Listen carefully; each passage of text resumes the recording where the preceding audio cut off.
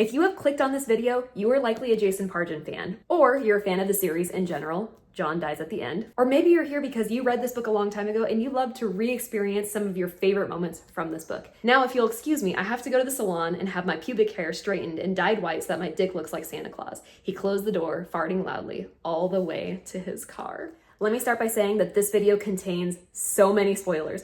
This video is really meant for people who already have read and experienced these books. If you have not read these books, I really encourage you to pause this video because I want you to read these and I want you to be able to go in and feel surprised, and I don't want you to go in with any spoilers. I do have a spoiler-free video on this book. It's convincing you to read this book is full of spiders in under 10 minutes. I will drop the link in the description below so you can go check that out if you have not had an opportunity to read and experience these books, because I think you should read and experience these books. This video in particular is for the already developed fans of David Wong, Jason Pargin, this John Dies at the End series. This video is for you.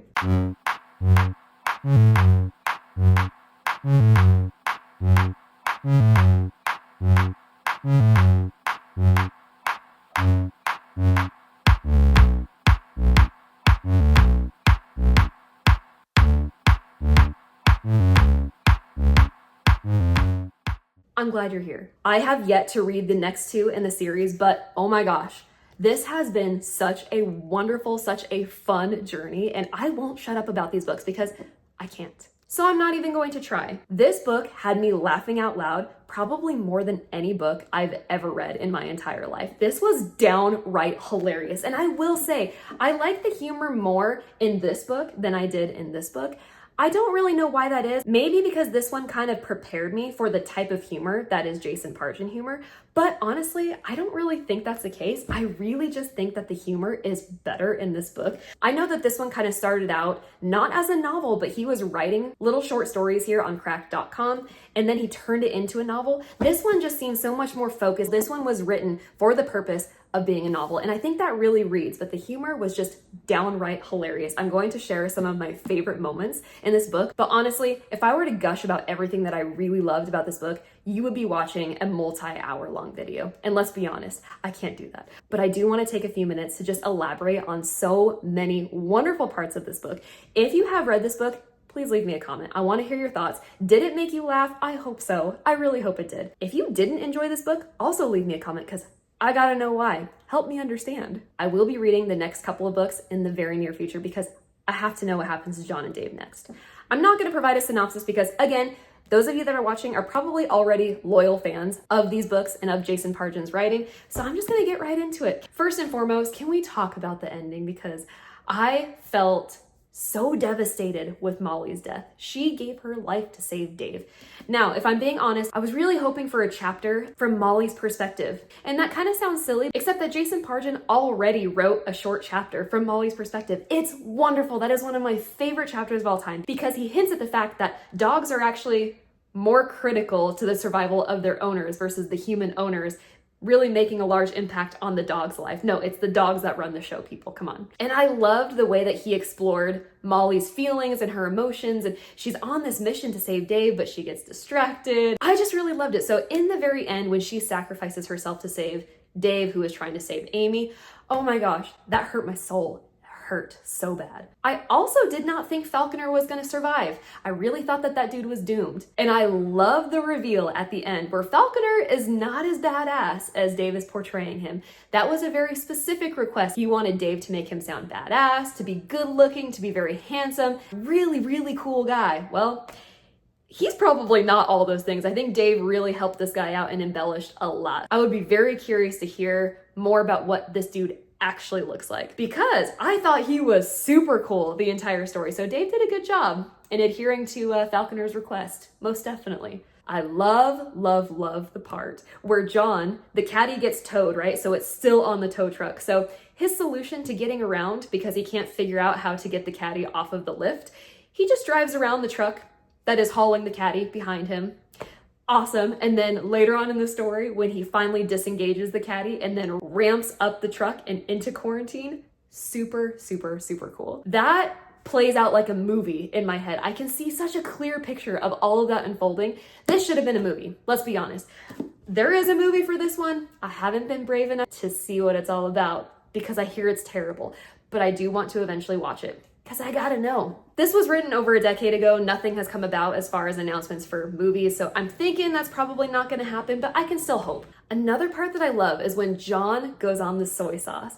Time seems to freeze. He's the only one that's able to move around, and Falconer is about to get mauled by this beast, and he can't figure out how to save him, but he makes an attempt. He's trying to push him out of the way, but time is still frozen. But everything, like the smoke from the fire freezes, and that's how he climbs up and over the quarantine gate. Super, super cool. The fact that he thinks he's been shot because he runs into a moth that's frozen into time, I don't know why. Again, it plays out like a movie in my head. Super, super cool. I love the portals that you go in through an outhouse door and end up in Walmart. So silly, but so, so cool. One of my favorite moments is when Dave is at home. I believe he's getting ready to take a shower. Either way, dude's naked. This is when he's being tackled by a monster, and who comes to save him? His loyal friend, John. John walks in, sees a naked Dave with a monster on top of him, and when John is recounting this experience to Falconer, he makes the comment that he walked in and Dave was being raped by a monster. And Dave starts to argue but gets cut off, and because that's just not the situation whatsoever. But you know these boys, they're idiots. They're hilarious, but they are idiots. John has some amazing one-liners in here. They're so, so funny. I've tabbed a lot of them because I couldn't help myself. He's giving Dave advice on how he could leave a message for Amy and saying that he could write Amy a message using his feces. Terrible advice, by the way. But he even thinks about doing that when he's trying to communicate with Dave and everybody else is frozen except for John. And he's like, oh, dang, missed opportunity. I could have written him a message on the wall using my own feces. Again, terrible idea, John, but points for creativity, I guess. I also just want to say Amy is one of the weirdest, most off-the-wall characters, just quirky. I don't know any other way to explain her. I think she's perfect for Dave. They're very different people, but in a weird way, they complement each other, and I think it works. I typically don't like when the main characters are separated for so much of the book, but it worked for this book. I was really looking forward to the reunion of John, Dave, and Amy towards the end. They spent most of the book apart. They were all on their separate journey, and I actually really liked that. I love that our heroes are not very heroic. They are screw-ups. They're idiots, but they really are trying their best. They're kind of endearing, I guess, in a way, but John just had me laughing so many times throughout this book. Some of these quotes that I want to share with you, some just made me laugh. Some of them were extremely amusing to me. Others were more thought-provoking, and some of them were just downright beautiful. So I'm going to share those with you now. I'm reading from page 12, if you happen to have this particular copy of this book, and it says, "So you see, fear is just a manifestation of insecurity. What humans want most of all is to be right, even if we're being right about our own doom. If we believe there are monsters around the next corner ready to tear us apart, we would literally prefer to be right about the monsters than to be shown to be wrong in the eyes of others and made to look foolish." How true is that? That's terrible. We as humans just want to be able to say, I told you so, even if what we suspect is horrible. Anyways, that line really resonated with me because that just goes to show you human nature. We want to be right. This next one is on page 37. "More shots from inside. John, possessing a genetic defect that makes him walk toward danger, strode down toward where it looked like some cops were trying to set up a perimeter around the chaos." Possessing a genetic defect. I don't know why that cracked me up. This next one is just beautiful. Page 40. "Some time had passed. The horizon was shitting a sun, casting a glow on a layer of fog that was setting in the low areas like puddles of ghost piss." Quite an image, right? Beautiful, I guess, kind of. Yeah. Page 44. "We just walked right out the door and headed back toward town along the shoulder of the highway. It was a wet, chilled morning under a lethargic November sky that had rolled out of bed and thrown on an old gray, grease-stained t-shirt." What an image. Again, it's brilliant. Page 56. "The cowboy with the tight pants came up to the counter with a copy of Basic Instinct 2 and a 2001 A Space Odyssey. How could he walk in those jeans? Did they inflate when he farted?" Stupid. I laughed so hard when I first read that. Because can you just imagine the... Okay. Page 85. So Dave is talking to Falconer. "This is my house. I make the rules. You take your clothes off. John, get the twister mat." Falconer said, "Are you high?" "A little," says Dave. Yeah, go figure, right? Okay, this next quote is probably my favorite. It's page 103, and it says, "We're all pawns. Well, you're a pawn. We're a couple of gummy bears your retarded little brother stuck on the chessboard. Freaking Jason Pargin, man. Page 233. It just occurred to me I could have written Dave a message on a wall using my own shit, says John. Such an idiot. Why is he so funny? I don't know. Page 261. We have wound up with an utterly mad and often fatal delusion that if we can't see something, it doesn't exist. Virtually all of civilization's failures can be traced back to the one ominous sentence, I'll believe it when I see it. When we can't even convince the public that global warming is dangerous. Why? Because carbon dioxide happens to be invisible. I like that. Page 272. It was a unique type of exhaustion that comes from failure on top of failure. Futility and fuck-ups take a lot out of a man. I should know, since that was pretty much my whole life up to this point. I didn't have the energy to defend myself. Poor Dave. He's such a screw-up. Page 281. This is the way it should be. There are two kinds of people in the world. Producers and parasites. When a society gets too many parasites, we need the disaster, the tsunami, the earthquake, the war, the flood, the disease to wash away the garbage, to rinse the safety nets of the slugs that use them as a hammock. Let them fall into the fire so that the strong, the faithful, and the capable will be left behind to rebuild and renew humanity. I just like that. Page 287. Something deep in my nasal passages noted that the scent of smoke took on a more sophisticated tone. Instead of the meaty smell of barbecue mixed with the acrid smell of particle board and veneer, I suddenly smelled the sweet, rich fragrance of pipe tobacco. Sophisticated tone. I've never thought about smelling a more sophisticated scent. I don't know, I liked it. Page 288. John jolted awake to find himself staring down a shotgun wielded by his greatest enemy, himself. Freaking John in this book, he just does so many dumb things. He wakes up and staring down the barrel of his own gun. Such an idiot, but still endearing, weirdly. I can't explain my feelings towards it, but it's just funny. Page 332. Echoes bounced off moldy walls. The building seemed 5 times bigger on the inside. It had the tangled floor plan common to all hospitals, seemingly designed by someone who believed in the healing power of watching confused visitors aimlessly wander around hallways. It didn't help that all the signage in place had faded or had been stolen or painted over with graffiti. Why is it like that? I don't know. Every single hospital, it is so darn confusing. Page 363. Even if someone decided that the infection rate down there was something less than 100%, and if they could go a mountaintop and shout to the world, it wouldn't matter. Because the people want this. They want their neighbors to be monsters. It's why we lust over news stories of mothers murdering their children and run after conspiracy theories about a government full of greedy sociopaths. If the monsters didn't come, we would have willed them into existence. What is this human need for drama and for entertainment at the expense of health and safety and pretty much the well-being of our community? It's just so true. It's terrible. Page 387. The blackness closed in on us. No gap between the shadowmen now, their cold intelligence, malice and cataclysmic legality advancing as a solid black wave, like the artist who painted our reality had knocked over an ink bottle on it. We had no room to retreat, both of us pressed against the Amy monument.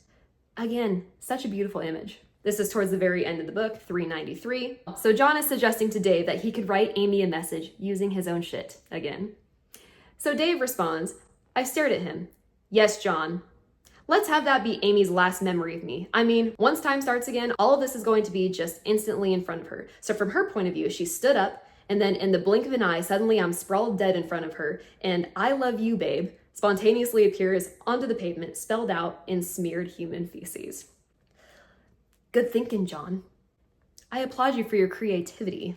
It's disgusting. Lastly, we're on page 402. He headed for the door, moving more smoothly on crutches than I did on my own legs. On his way out, he turned and said, and don't put a bunch of bullshit in my mouth or get cute and try to make me look stupid. Now, if you'll excuse me, I have to go to the salon and have my pubic hair straightened and dyed white so that my dick looks like Santa Claus. He closed the door, farting loudly, all the way to his car. Okay, that was just funny because he's talking about Falconer. He had requested that Dave make him appear as a badass, handsome, attractive, just a cool dude, which Dave does throughout all of the book, and he stays loyal to Falconer's request until the end. He ratted him out. So who knows? Falconer might be ugly. He's probably not very cool. Who freaking knows? But that was downright hilarious. Not only did I find this book wildly entertaining, but Very, very thought-provoking. It's like, do you bomb an entire town to get rid of the infection? Or do you try to save those in quarantine that are truly not infected? But how do you even know? Because Dave is one of the only people that can actually identify these spiders and these parasites, but not even he's fully accurate. You know, he let people slip through the barrier without realizing. Like that one girl with the tongue ring. Ooh, that was terrifying. He missed that little parasite. She made him look twice, and he goes, oh, oops. Come on, Dave, kind of a big deal. Even though Owen was technically like a villain, a bad guy, I felt for the dude. When Dave brings a group of people through the tunnel to escape quarantine, Owen's like, dude, you're leaving me with no option but to shoot every single newcomer who comes into quarantine because we have no one to identify who's infected or not. So Dave puts Owen in a very tough position. And Dave, you can tell that hasn't even crossed his mind. He just wants to get the hell out of there. He wants to find Amy. He wants to make sure that she's okay. I loved everything about this book. I think it's a wonderful blend of humor while also being downright terrifying. One of the more chilling scenes was when Dave wakes up in quarantine and he's having a conversation with this little girl named Anna. Anna's really creepy, and her little teddy bear is really creepy. And when Dave is stuck in an elevator with Anna, not a good situation. John's very lighthearted about it, and he gives Dave a hard time, but not a cool situation. One of my favorite parts of this book is Amy is off on her own little journey, and she teams up with a group of men. They call themselves like the zombie response team or something like that. These folks are enthusiastic about trying to kill off the zombies, restore peace and order. Well, out of hundreds and hundreds of folks that are in this group, only like 6 or 7 want to go on this mission to try to rescue those that are not infected from quarantine. Of course, we have Dave in quarantine, and they find a tunnel that leads outside of quarantine. Now, he sends a bunch of people through that tunnel who end up getting attacked by this zombie response rescue team. They all end up dying. This response team was there to help the people in quarantine, but the people in quarantine, those that were allowed to move through the tunnel, they ended up coming in contact with this zombie response team, and the zombie response team ends up killing off all these quarantine victims, not knowing that they're real people that are not infected, that we know of. So super devastating part. I love Dave's reaction to that whole situation. He sent TJ and Hope, all of them, to go first because he claims that he's out of shape. He's just going to slow everyone down. So he leaves himself for the very end of the line, which ends up saving his life accidentally because he gets intercepted by Owen and he ends up not going through the tunnel, and therefore he ends up living when everyone else who end up getting killed off because they are believed to be zombies. And this zombie response rescue team ends up killing them. And oh my gosh. Oh, that was so hard to read, but it's brilliant. It's just brilliant. And then when poor Amy is stuck in that van, she sees just the slaughter of everybody. She watches the slaughter of her new friend, Josh, if he can even be called a friend. But Josh is leading this mission, this rescue team, the rescue crew, the zombie response team. I don't know what they call themselves, but anyways, he's leading that team. Everybody just perishes. Amy is just traumatized. Of course, how could you not be traumatized? That is an awful experience to live through. There were so many scenes in here that made me a little restless that night. They're very creepy. Any mention of the Shadow Men, they put me on edge. That was even true in book 1. There were some very creepy moments in book 1, and that continues on in this one. These 2 stories are so different. I enjoyed both of them, but this one I enjoyed much, much more. I would say this is a 4.5 star read. This is a 6-star read. Let's just call it what it is. I thought it was wonderfully written. Everything about this book I really liked, even down to the appearance. I love this cover. I love the coloring. I love the font. Jason Pargin was really great with titling his chapters. He didn't spoil anything. A lot of the times you see chapter headings giving something away and you're like, oh, okay, well now I know what to expect. But really, a lot of the chapters were just a countdown to the eventual bombing of our little town undisclosed. I am so jealous of those of you who get to experience and read this for the first time. I had such an amazing time with this book. I will be rereading this book. I will recommend it to anyone and everyone, whether or not a reader is into cosmic horror or whether or not they appreciate satire in their books. I really think there's something for everyone in this book. In case you are looking to relive your experience with these books, I'm going to drop the links down below. If you want to order any of these books, go ahead and click on the link. Find an excuse to buy yourself these books because you deserve them. And these are books that can be reread. It's not just a one-time purchase with a one-time experience. You can read these over and over and over again. Okay, I'm gonna cut myself off here because I could just go on and on and on and on and on about this book. I'm not trying to make a multiple hour long video. I really just wanted to take a moment to express my enthusiasm for this book because this book deserves it. Yes, it's older, but I think that this should still be talked about every day because it's just that good. I hope I've accomplished something today. I hope that you were able to relive some of your experiences with reading these books, especially if you experienced these books a long time ago because they are a little bit older. I hope I've gotten you excited at least a little bit about maybe revisiting David Wong's universe. If you have read this book, or if you've read any of the books in the John Dies at the End series, I hope you leave me a comment. Let me know your overall thoughts. I am such a huge fan. I'm such a huge fan of Jason Pargin's writing. He writes unlike any other author that I've ever read. He just has such a unique voice. He has a unique writing style, and his humor is unlike anybody else. I feel like he gets compared a lot to Douglas Adams, but I'm sorry, not the same. Douglas Adams has a very different style of humor. It's over the top and it's weird and I guess sometimes humorous, but this one, I just feel like the humor in this book is going to resonate with everybody. Maybe not every funny scene, but most of the scenes, yes. This is very humor heavy, especially the first third of the book. It was like every single page had me rolling and laughing. Every single page, either Dave or John or Amy were saying something really funny, and I just couldn't get over it. It was just so funny. There is a lull in the humor when things start to take on a more serious tone, but it wasn't a bad thing. I really, really enjoyed this book. The humor comes back. I'd say it's heavy on the humor in the first third and then maybe the last quarter, but heavy, heavy content of humor. I loved it. Loved it, loved it, loved it. I'm gonna stop there because I'm pushing the limits on this video, but please leave me a comment if you've read any of these books or any books by Jason Pargin. If you stuck with me so far, thank you so much. If you haven't done so already, feel free to subscribe to my channel. It's going to be a lot of content on Jason Pargin. I love talking books with you on this channel. Thank you very much for your support and for watching this video, and I will catch you on the flip side.